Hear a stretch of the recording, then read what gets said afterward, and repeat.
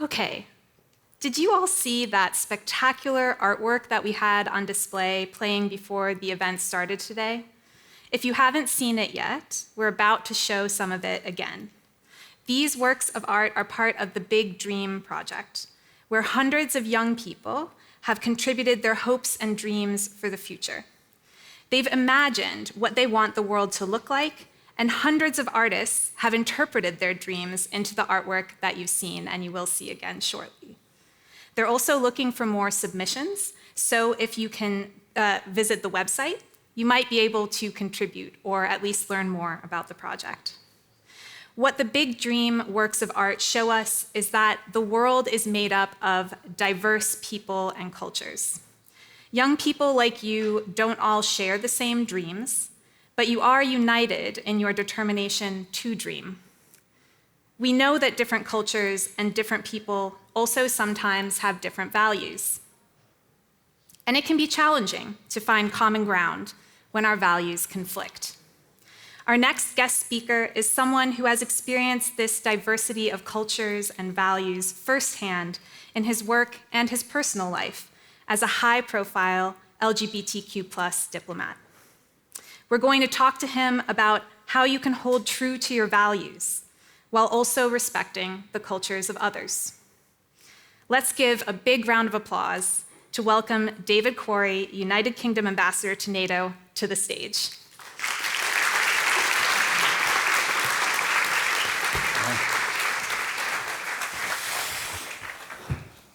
Thank you so much for joining us today, Ambassador Quarrey. My pleasure.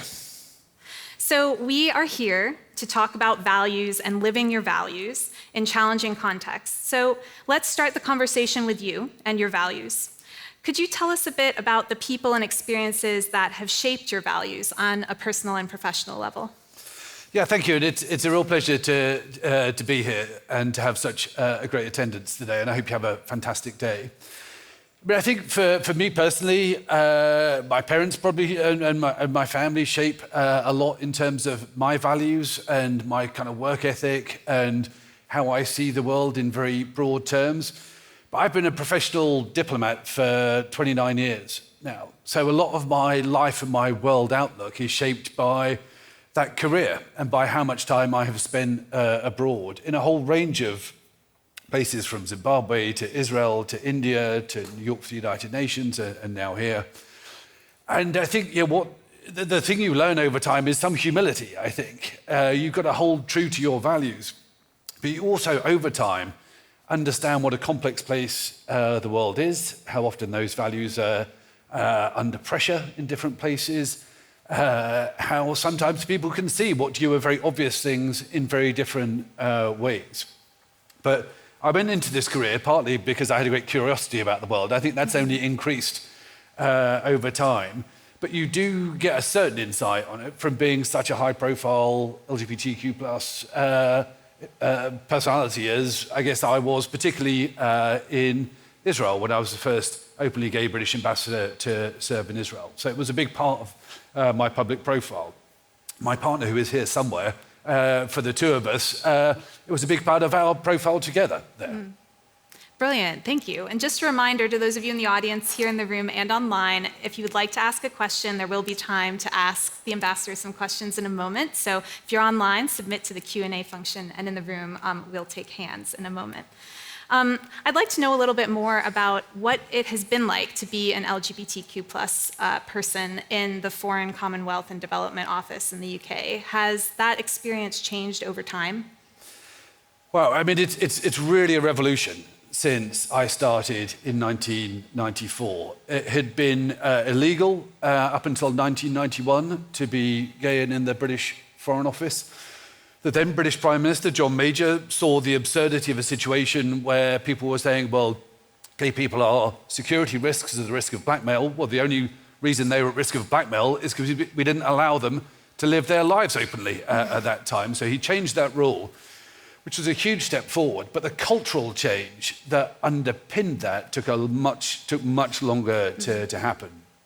And it wasn't overtly sort of homophobic when I joined, but there was a culture which was not welcoming. And now the contrast is incredible, which is not to say that we don't have a lot of work still to do. But we have the head of the Foreign Office who appears in the Pride Parade in London. We have a very supportive environment. We've got a network of LGBT plus ambassadors who try to help our staff organisation. So we do have lots more to do, but it's just an incredibly more open and welcoming environment to work in now. It really is a revolution, as I say. Wow. Yeah, it's very inspiring to hear, really. Change really does happen over time. And what about NATO, working at NATO? What is NATO doing to be inclusive of LGBTQ plus people? And is it doing enough?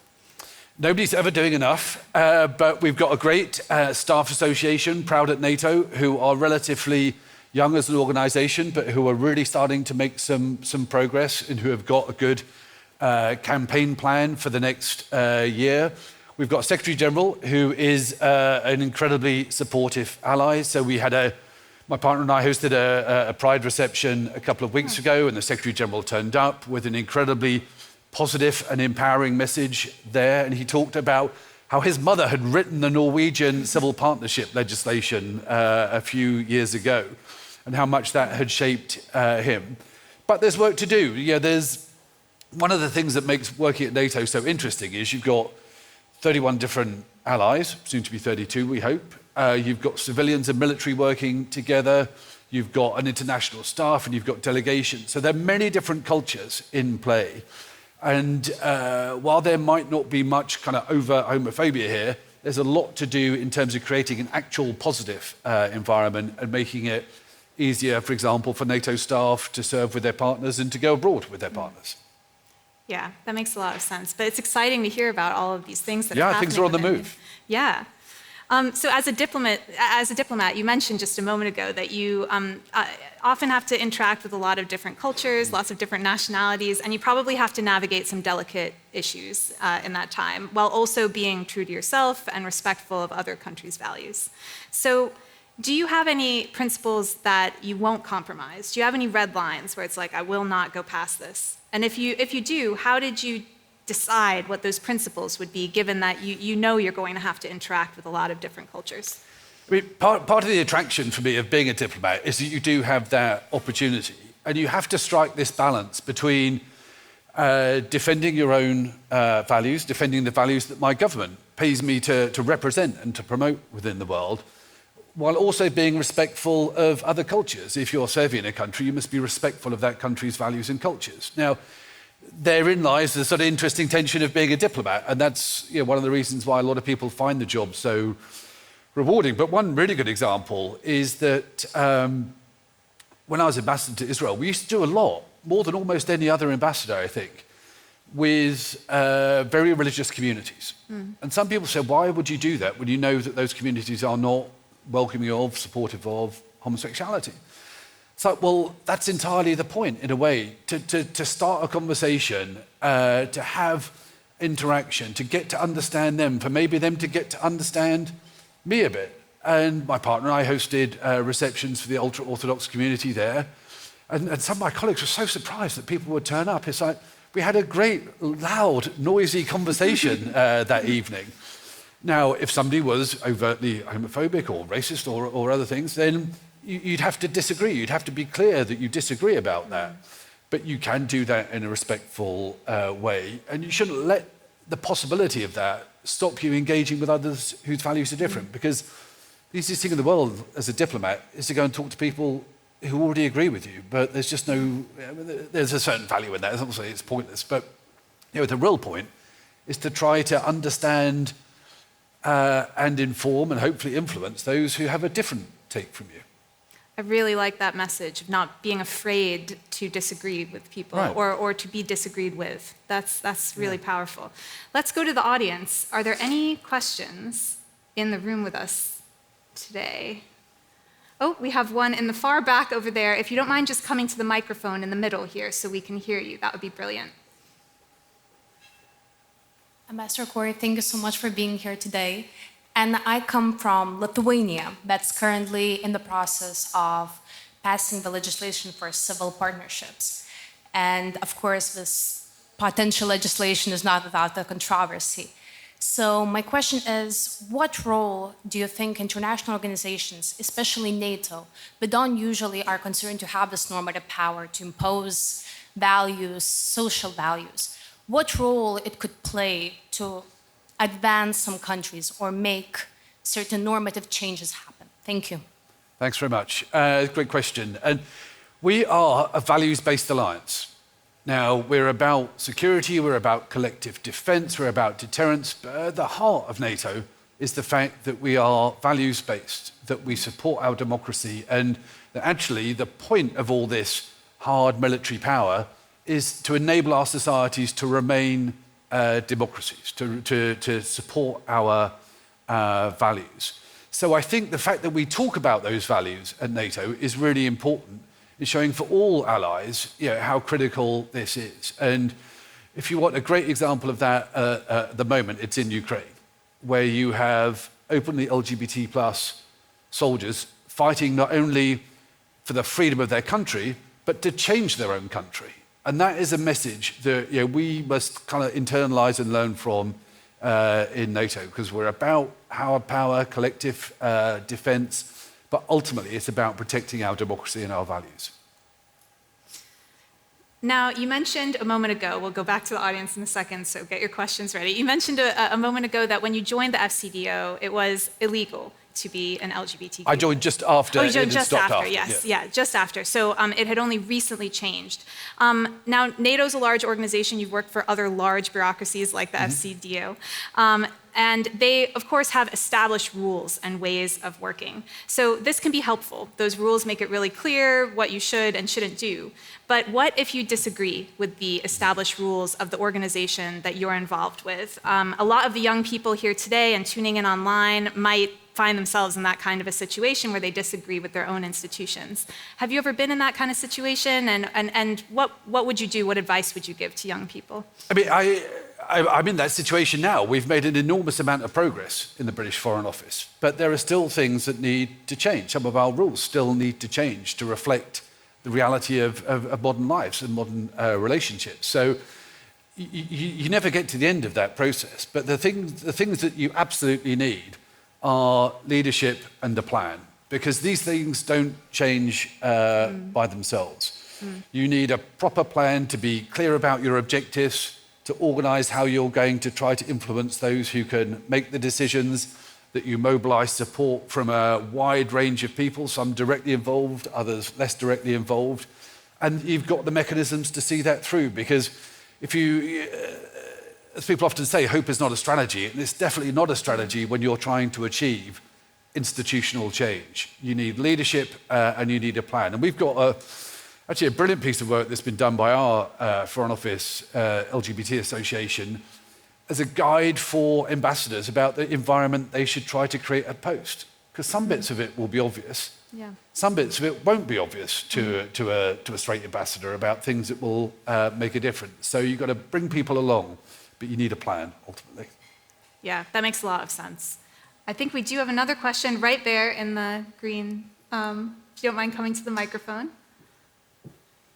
Thank you so much. This was a brilliant talk. My background is in data science, and we work towards inclusion and actually preventing discrimination at work. And from the data that we've collected, we know that 75% of LGBTQ plus workers experience discrimination. A third of them end up leaving the workplace, and more than 50% actually don't come out at work because of that. And from our perspective as well, is because companies really concentrate on diversity, but diversity is just the number, so the proportional representation, whilst inclusion is the act towards inclusive leadership. And you talked about this plan and this guide, and I would love to hear your kind of examples of how we can move beyond just the diversity number towards actually a plan of action towards inclusive leadership. Thank you very much. Great, thank you. And at the UK delegation, we had a kind of away day on Friday, and we had somebody come in to talk about diversity and inclusion. And that was one of his central points, that you can do all the stuff about the numbers, but unless you change the culture and make it more inclusive, then you've only just done a kind of tick box exercise. And so looping back to your first question about leadership and inspiration, probably the the most influential leader that I've worked for was my ambassador when I was in India. And to me, that he showed that you could be both a kind of highly successful, high-achieving, high-profile leader while still being a kind, thoughtful, generous, inclusive person.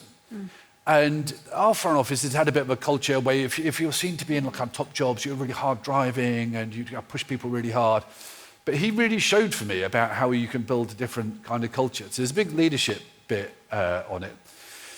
But you do need to understand the factors that make people feel excluded as well. And I think that's something that we've made a lot of progress on in recent years, actively trying to understand, okay, if you're a woman in the Foreign Office, what feels different or awkward to you when you're in a mostly male environment sometimes? If you're from an ethnic minority in the UK, how have you been affected, for example, by Black Lives Matter?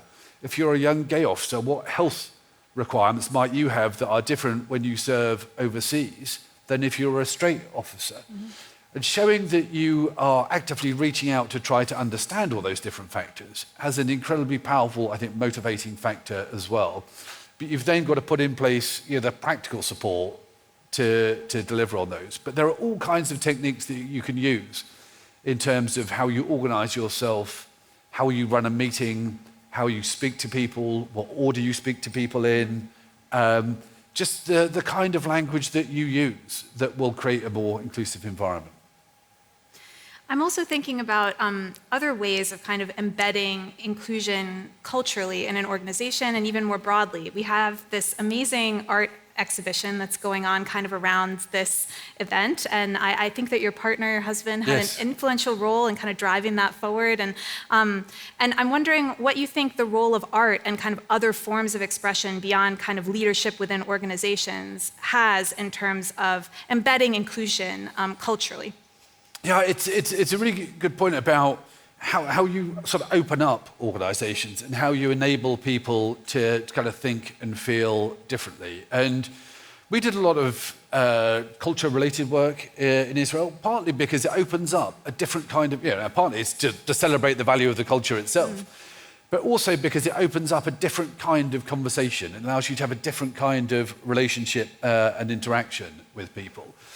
And there's a reason you go to historic buildings and they're full of a particular kind of artwork very often, including my own employer, the British Foreign Office, because that artwork conveys a message. It sets a culture, it sets a mood. So you can use art in a different way to try to open up new things, to open up different ways of talking, I think, as well.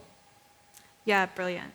Are there any more questions from in the audience here at the moment?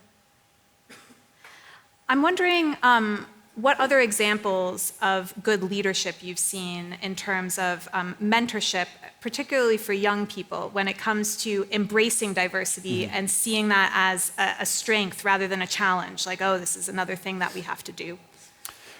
Probably the best thing I've been involved in the last few years is a reverse mentoring scheme, which it's a two-way thing. And to be talking to somebody who is from an underrepresented group in government, who actually helped me think about these issues in a different way, helped me think about the language that I use, helped me think about what was actually going to have an impact on people that I was trying through my leadership to enable or to empower. And there's a great danger with mentoring that you're sort of handing down tablets of stone to somebody about how to do things or how to improve stuff. The brilliance of the reverse mentoring is that you start from a completely reverse position, and it is clear that both of you are learning from that. And I think that was probably the most powerful thing. And I did that, including a time just after George Floyd and when Black Lives Matter was really having a big impact in the UK as elsewhere, and when it was really having a very visible impact on staff from underrepresented groups in the British government. So but people found it difficult to have the conversations, didn't know how to start the conversations quite often. So it played a big role in opening up that kind of dialogue, I think. That makes a lot of sense. There's this expression, you can't be what you can't see. Right. And I'm wondering, if there are any LGBTQ individuals or movements or even works of art that, that have inspired you that you think about to motivate you. Well, I mean, unfortunately for me, Alan Turing remains, it's a terrible example in a way, because the British government, having Alan Turing, who helped crack the Enigma code, who was then after the war, when he had helped shorten the war, was basically persecuted for his sexuality and died very young. So it's that rather tragic example that, but he is a great example of how much progress we have made. And it is really important that sometimes we talk often about the challenges. But I always say, young LGBTQ groups now, you will have opportunities that no other generation in history has had. And whatever the challenges, and there are still many to overcome, there are things open to you now that have been open to no generation in the past. So my responsibility is to help keep enabling that. Your responsibility is to seize those opportunities, I think, and to really do even more than we have been able to do, because it is always worth us reminding ourselves that how much work has gone into getting where we are now, but also that prime fact that there are opportunities available now that literally no other generation in history has had. Wow, that's really inspiring, actually. It's an inspiring thought. And kind of keeping with that theme of the opportunities ahead, what would you like the future to look like? What are kind of the next steps in terms of LGBTQ plus inclusion in the highest offices of power in whatever institutions these young people might occupy in the future? It would be great to get to a point where it doesn't matter so much that I'm the first LGBT ambassador to UK ambassador to NATO, or that I think it's a Latvian president will be the first openly gay elected president in Europe.